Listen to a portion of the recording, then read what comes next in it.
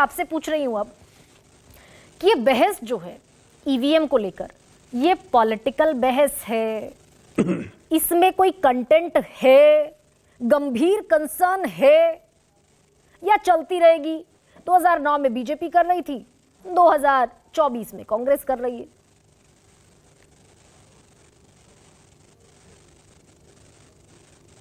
Unmute करना पड़ेगा sir. मैं एक रिसर्च इंस्टीट्यूट में काम करता हूं और मुझे अनम्यूट करने बोल रहे हैं।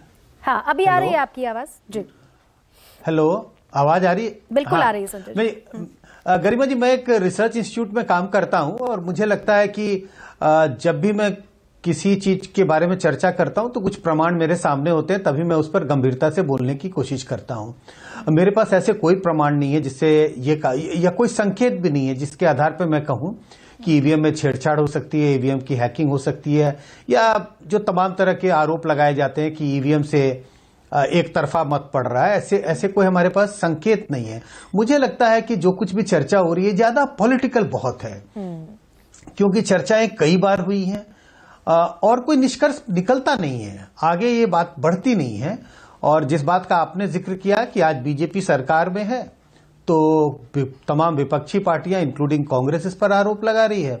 और एक समय था जब कांग्रेस शासन में थी तब विपक्षी पार्टियां इस पर आरोप लगाती थी। आपने किताब का जिक्र किया, आपने सुब्रमण्यम स्वामी का जिक्र किया, जीवीएल नरसिम्हा राव की किताब का जिक्र किया, आडवाणी जी की बातों का भी जिक्र किया।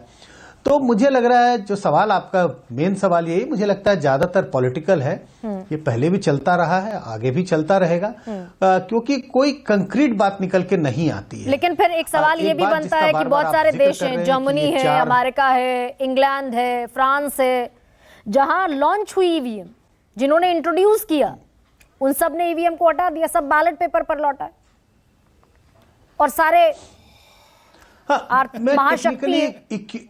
मैं टेक्निकली इक्विप्ड नहीं हूं ये कहने के लिए। हाँ, मैं टेक्निकली इक्विप्ड नहीं हूं ये बताने के लिए कि जर्मनी में जो ईवीएम थी या जो यूएस में ईवीएम का भी इस्तेमाल पहले होता था अब नहीं हो रहा, या तमाम ऐसी कंट्रियों में जहां ईवीएम का इस्तेमाल हुआ लेकिन हटा दिया गया, वो टेक्निकली कितनी साउंड थी, ईवीएम हटाने का क्या कारण क्या था।